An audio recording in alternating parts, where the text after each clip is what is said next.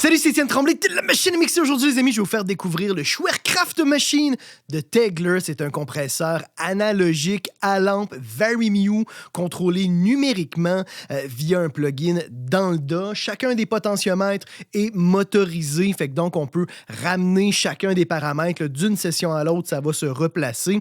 C'est une machine assez redoutable parce qu'il y a un brain numérique qui fait qu'il y a 11 modes différents qui changent complètement le comportement du compresseur. Fait que c'est une machine qui est relativement simple à utiliser, mais qui est extrêmement complexe. Il y a une grande interrelation entre les différents paramètres qui fait que ça prend quand même un temps avant de le maîtriser. Moi, ça fait un petit peu plus d'1 mois et demi que je l'utilise. Puis il y a encore des modes que je découvre. Je le maîtrise pas encore à 100%. J'avais fait un petit peu plus de 2 mois un review du Crème RC de Tegeler aussi, qui est leur Boss Compressor, qui est d'une grande simplicité à utiliser, qu'on set up en un instant, puis ça sonne bien, puis on n'a pas besoin de trop y penser. Celui-ci demande un petit peu plus de travail pour bien le maîtriser, mais c'est très satisfaisant quand on réussit à bien le setuper.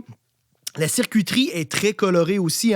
Chacun des canaux va avoir 3 transfos puis 4 lampes triodes pour colorer le signal. Fait que ça va donner beaucoup de définition, ça va ajouter des harmoniques, ça va donner de la densité au mix. Fait que moi, je l'utilise principalement sur le Boss Master parce que je trouve que c'est parfait pour venir donner un genre de polissage général pour vraiment glouer les éléments ensemble. Puis c'est très le fun ce que ça vient faire au niveau du low-end, puis aussi des mids puis des hautes au niveau de la coloration. C'est très, très le fun ce que ça vient faire. Mais on peut aussi l'utiliser sur les boss stéréo des différents instruments, ou même sur les instruments indépendamment. Là, c'est assez polyvalent ce qu'on peut faire avec, là, justement à cause des différents modes qu'on peut sélectionner.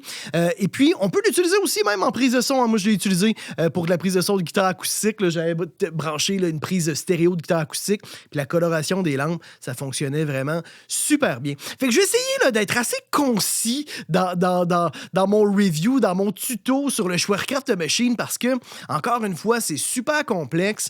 Au niveau du design, chacun des modes est quand même, il y a un gros design derrière ça. Si jamais vous voulez en savoir plus, là, allez sur le site de Tegeler. Je vais mettre le lien dans la description parce que moi, je vais paraphraser parce qu'il y a certains designs, il y a certains concepts là, qui sont quand même assez complexes pour moi, en tout cas, là, de bien les vulgariser. Fait que je vais paraphraser. Fait que si jamais vous voulez plus de détails, allez sur le site parce que je veux pas non plus là, faire une capsule là, de 2 heures là, sur le compresseur. Je vais essayer d'être le plus concis possible pour vous donner quand même là, une bonne idée de comment fonctionne cette machine-là puis comment on peut faire sonner le Schwerkraft Machine. Alors, on va commencer par faire un parcours là, des différents paramètres. On a l'input, le niveau d'entrée. Plus on va driver, plus ça va colorer, plus ça va faire saturer les lampes, la vitesse d'attaque, la vitesse de release et le threshold.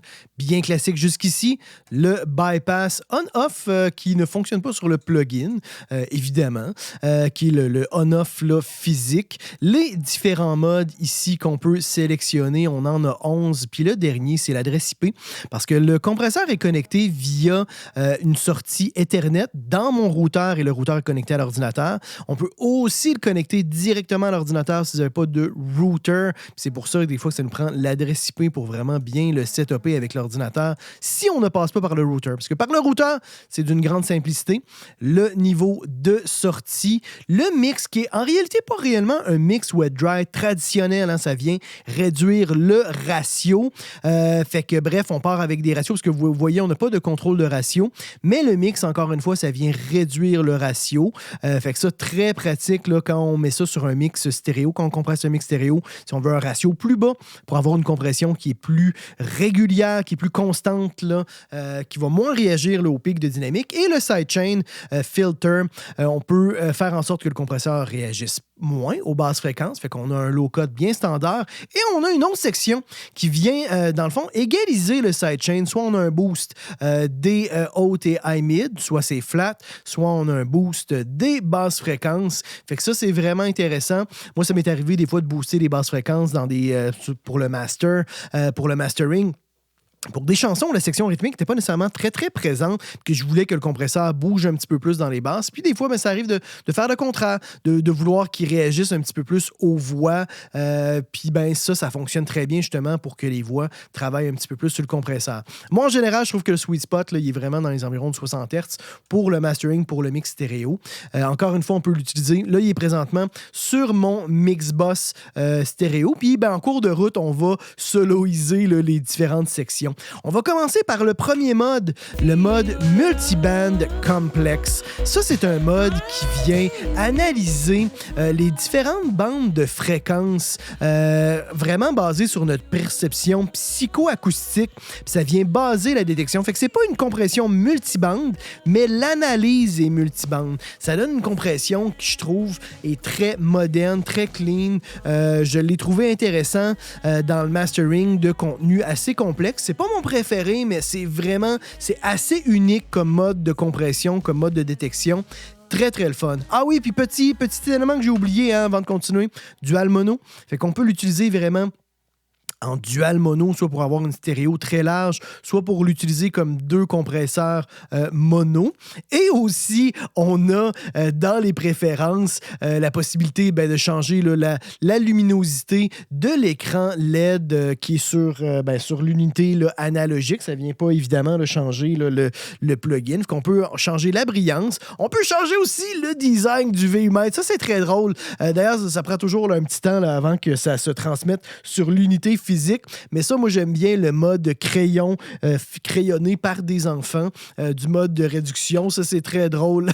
Je trouve ça vraiment rigolo comme mode, encore une fois, d'atténuation. Pour le visuel, dis-je bien. Puis sinon, vous avez plein d'autres modes de VU-mètre, si vous voulez vraiment avoir, c'est ça, des modes différents. Moi, mon préféré, c'est vraiment lui que je trouve qui est le plus précis au niveau du visuel, qui est le plus efficace, qui est le plus utile, à mon avis. Après, vous pouvez mettre, vous pouvez bien mettre ce que vous voulez. Et dans les préférences, aussi, là, vous avez la grosseur du VU-mètre, la sensibilité, la résolution des potentiomètres, etc. Important à mentionner, lorsqu'on change sur l'unité, sur le plugin, même si l'unité physique prend un certain temps avant de se placer, le changement sonore est instantané, vu que le contrôle se fait numériquement par le brain du compresseur. Fait que ça, c'est important de le mentionner. Même si ça prend un temps avant que le potentiomètre se replace, le changement, l'effet audio est instantané. Fait qu'on va écouter le multiband complexe.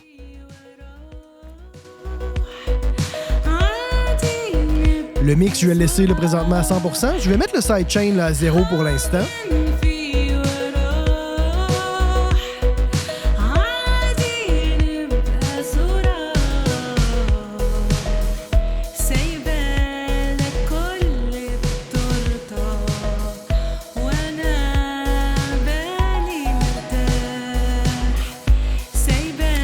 Au niveau de l'input, moi, je trouve qu'on a un sweet spot entre 7 et 10. Là. C'est sûr que des fois, rendu à 10, il faut faire attention. Si on envoie beaucoup de signal en entrée, on peut le faire saturer. Là.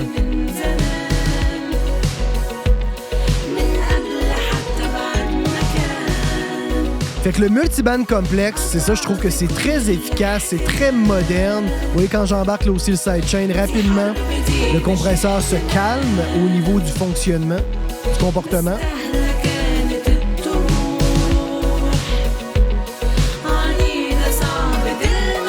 Si on arrive dans ces modes ici, vous allez voir, là, on va avoir des fois les voix qui vont faire réagir un petit peu plus, là, qui vont faire compresser un petit peu le mix quand on touche justement dans ces zones-là ici là, du sidechain.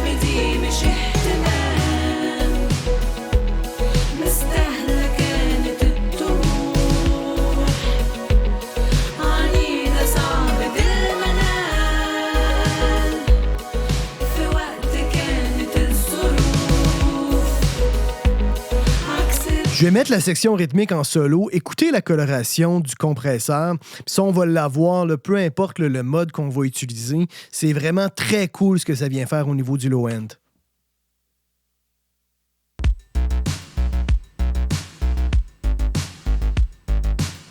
Puis même si ça compresse pas, la coloration va être présente, hein?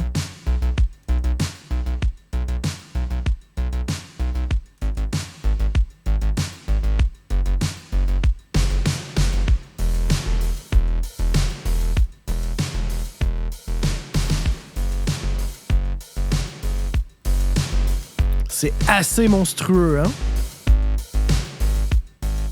J'ai essayé de quand même pas trop redonner de volume là, en sortie.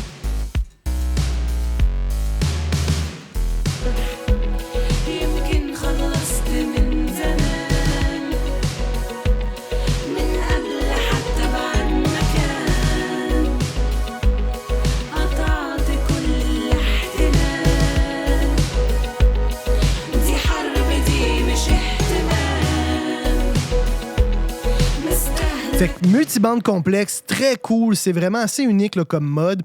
Maintenant, le mode Diode Presser, c'est basé sur les compresseurs Opto. Je pense qu'il y a un Neve là, sur lequel ils se sont basés. Là. Vous pouvez d'ailleurs avoir tous les détails hein, de chacun des modes sur le site web de Tegeler. Je vais vous mettre le lien là, dans la description là, pour le Schwerkraft Machine.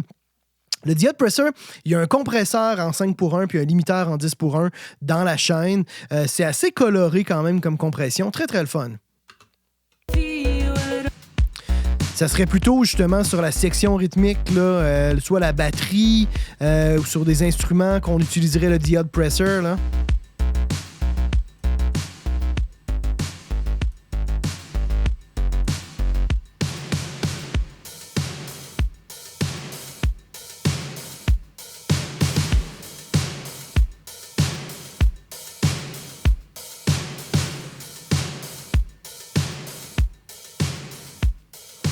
Vous voyez, en jouant avec le release, ça vient changer beaucoup là, le taux d'atténuation, hein, tout dépendant de la vitesse du release. Fait qu'il y a vraiment, encore une fois, comme je vous disais, une grosse interrelation entre les différents paramètres là, qui prend un temps avant de bien maîtriser. Là.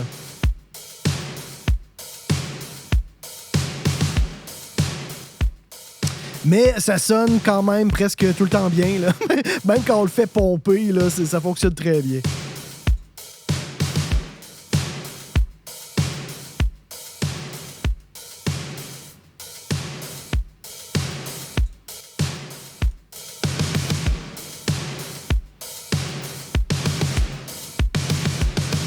Fait que très cool, Diode Presser. Maintenant, on a le mode Breakthrough. Le mode Breakthrough, ça, c'est vraiment particulier. Le compresseur va compresser jusqu'à 6 dB, puis après, il ne va plus compresser. Fait qu'au niveau de la courbe d'atténuation, il va compresser en partie les premiers transients, et après, les éléments qui sont plus forts en volume ne seront pas compressés. Ça, c'est la première fois, moi, que je vois ça sur un compresseur. Comme par exemple, justement, sur la section rythmique, vous allez voir que le kick, on va entendre le transient du kick, mais on va entendre vraiment l'attaque, mais le reste va être compressé, mais le kick va vraiment bien passer.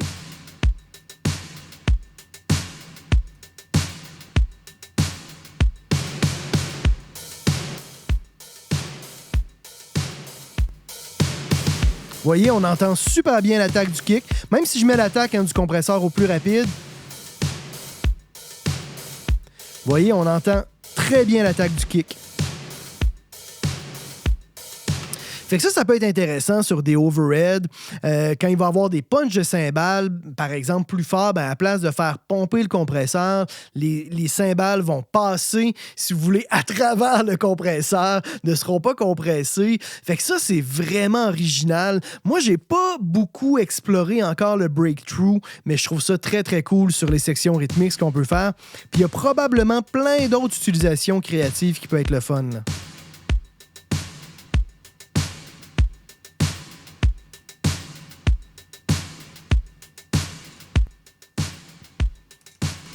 Sur un mix au complet, je suis pas sûr que ça va être super beau, là.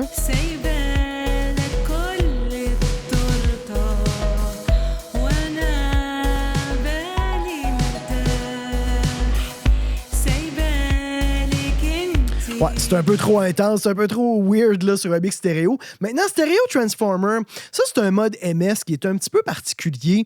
Je vais vous référer au site web là, parce que je peux pas vraiment bien vous vulgariser là, l'explication. C'est basé sur les modes mid and side, ça va ouvrir la stéréophonie. C'est un peu particulier. Je pense que c'est un mode qui est intéressant beaucoup pour, par exemple, des guitares, des claviers sur les bosses pour les ouvrir, les garder assez larges.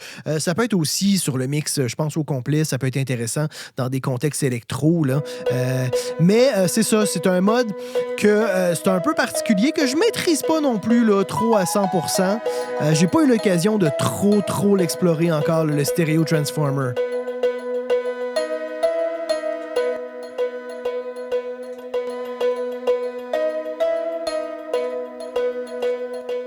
Vous voyez, ça vient bien ouvrir la stéréo, là.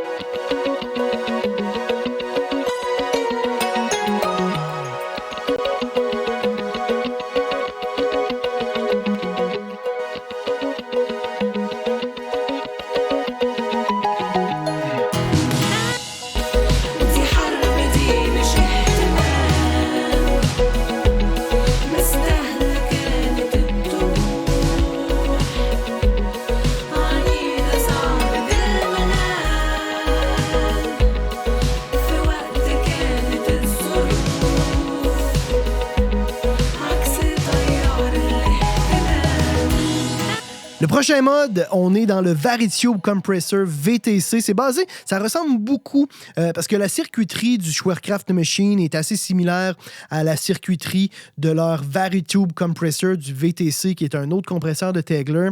Ça, c'est un de mes modes préférés pour la compression du master. C'est vraiment très punché, ça fonctionne super bien pour le rock, pour l'électro. Très cool. On va écouter ça.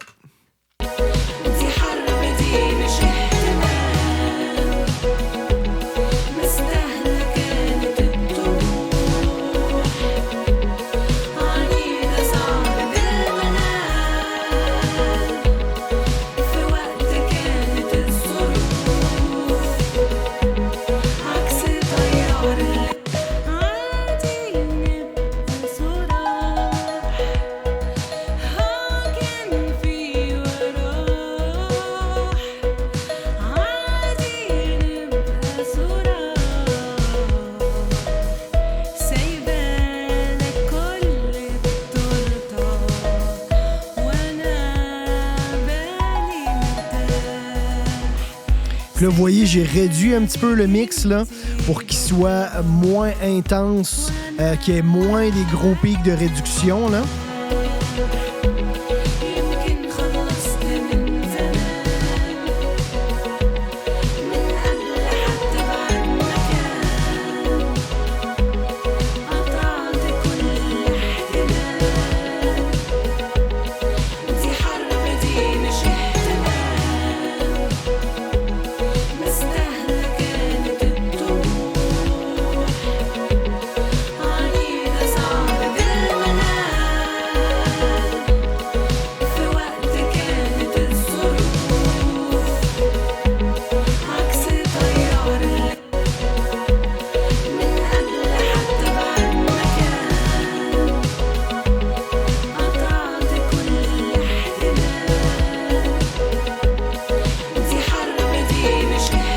En passant, la chanson qui joue, c'est une pièce qui s'appelle Achlan. C'est la première pièce sur le EP que je viens tout juste de lancer, de releaser avec Sheen. Vous avez ça, c'est disponible présentement. Le EP est disponible sur Spotify, iTunes, Apple Music. Je vais vous mettre le lien dans la description. Écoutez le low end que ça vient faire, les amis.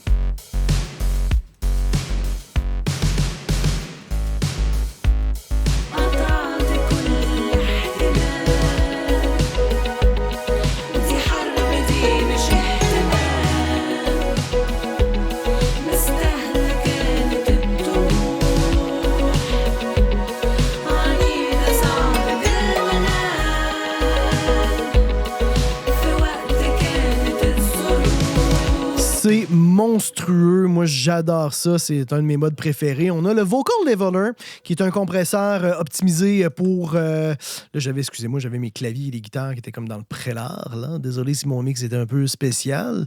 Le Vocal Leveler, c'est un compresseur optimisé pour les voix, qu'on va mettre sur notre boss de voix, généralement. Fonctionne super bien, là.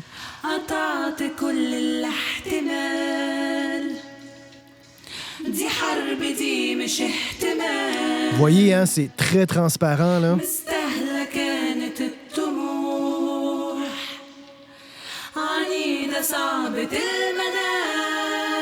Très, très cool ce que ça vient faire.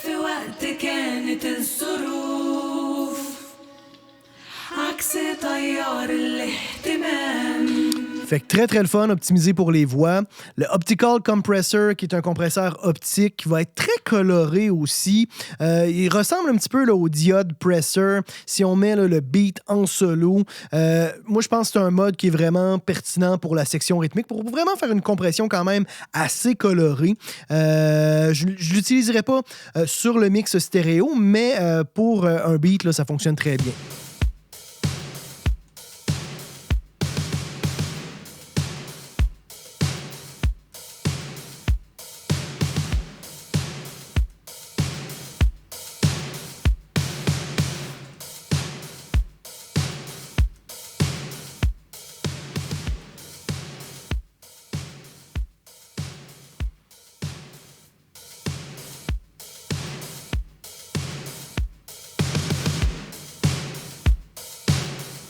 Vous voyez hein, comment là, on peut vraiment changer la couleur du compresseur en jouant avec l'attaque puis le release. Là, c'est très, très le fun. Là. Le comportement complètement là, du compresseur vient changer. Là.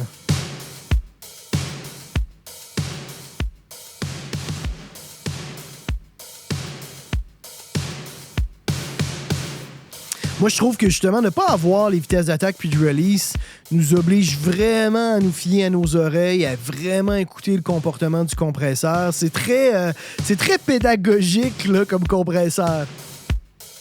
D'ailleurs, dans la même direction, le mode suivant, le Drum Smasher, très, très le fun. Quand on vient le mettre là, avec l'attaque puis le release au plus rapide, on a vraiment le comportement qui ça me fait penser au 1176 en mode all au niveau du crunch là, que ça vient faire.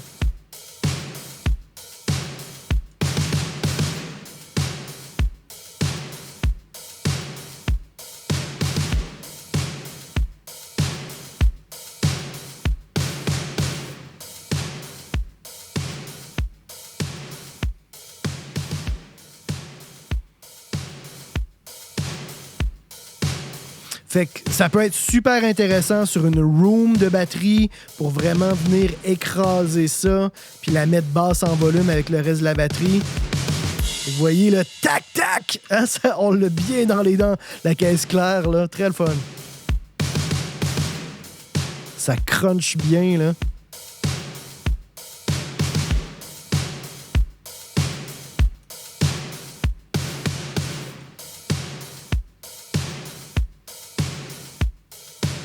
On a un effet plus classique de pompage lorsqu'on vient ralentir les vitesses d'attaque puis de release, là.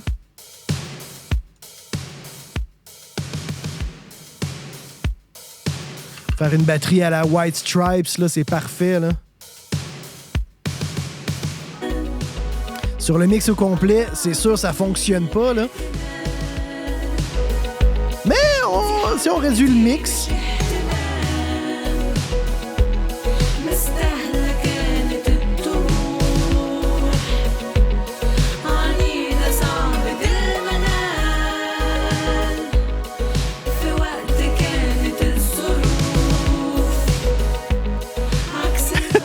Ça serait, disons, plutôt osé comme compression sur le mix stéréo, là, on s'entend.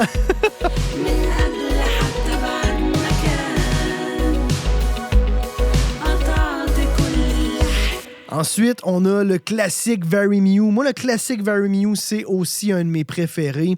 C'est un mode qui est super clean. On connaît bien le manly Very Mew, extrêmement beaucoup utilisé en mastering depuis longtemps. Vary pour variable, Mew pour gain. Fait que c'est vraiment les lampes qui viennent faire la variation de volume. C'est le fonctionnement là, du compresseur. Le Schwerkraft Machine, c'est un Very Mew. Puis après ça, les modes, là, le brain numérique vient adapter le comportement pour changer justement le comportement des lampes. Mais à la base, c'est vraiment un Very Mew. Fait que ça fonctionne super bien. On va écouter ça.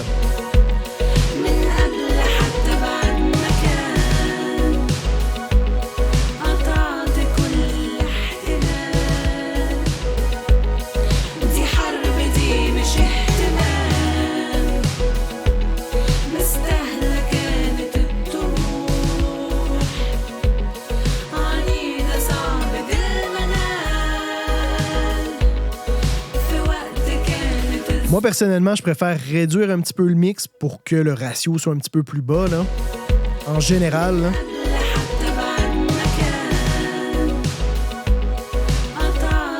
Fait que ça, pour glouer un mix, là, c'est redoutable, là.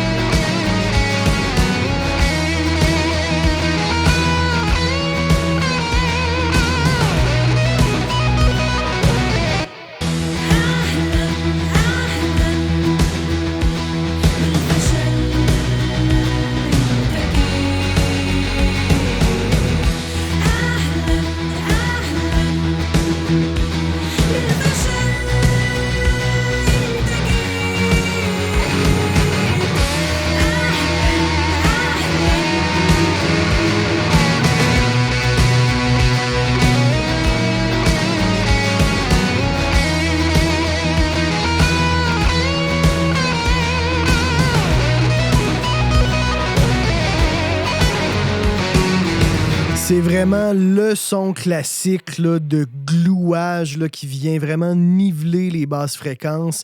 Très, très cool. C'est certain que, tout dépendant là, du contenu, des fois, il va compresser un petit peu trop ou moins, mais ce qui est intéressant, c'est qu'on peut facilement aller sur notre piste là, de mix puis faire des automations au niveau des différents paramètres. Fait qu'on peut rapidement aller chercher le threshold dans nos paramètres. Là, si je vais, disons, ici, là, dans Insert, je peux aller chercher le Schwerkraft Machine. Puis là, vous voyez, j'ai tous les paramètres que je peux ajouter comme étant une ligne d'automation. Donc, par exemple, là, le threshold.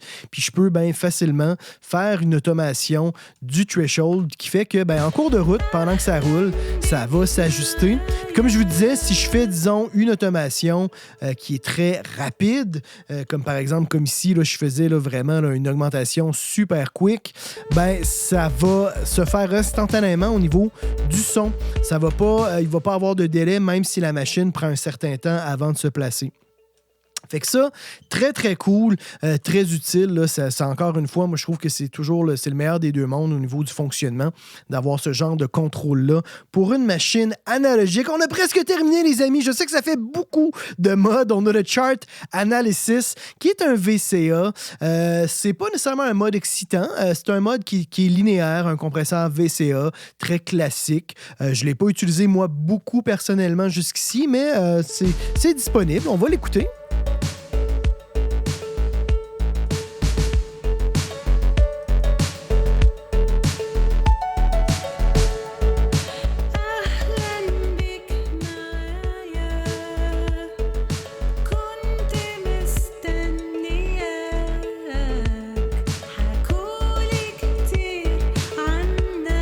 Très rapide, hein, très quick. Ça peut être très polyvalent. Ça va être un compresseur qui va être assez clean, assez polyvalent, comme je vous disais, là.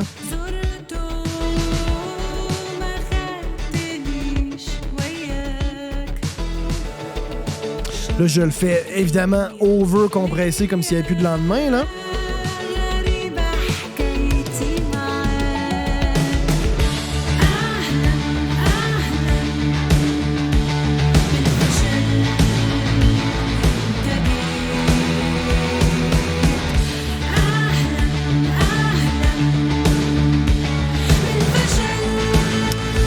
C'est vraiment un compresseur qui va être assez thin, assez mince dans les basses au niveau du comportement. Je trouve que ça va pas donner des basses qui vont être comme fat dans la façon qu'il compresse, mais c'est assez, comme je vous disais, assez polyvalent. Finalement, ben, on a le dernier mode, c'est un mode de-esser.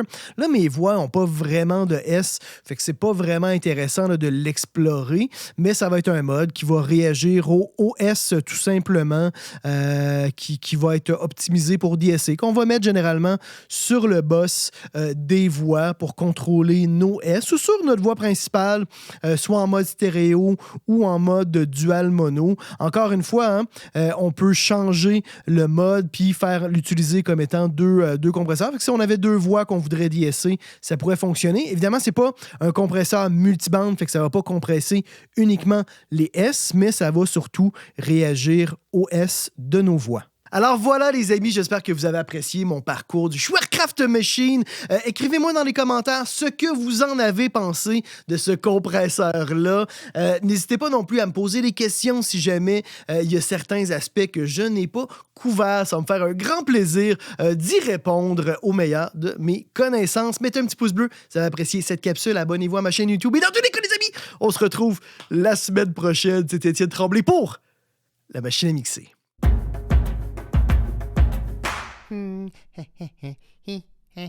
Abonne-toi. N'aie pas peur. Allez, clique.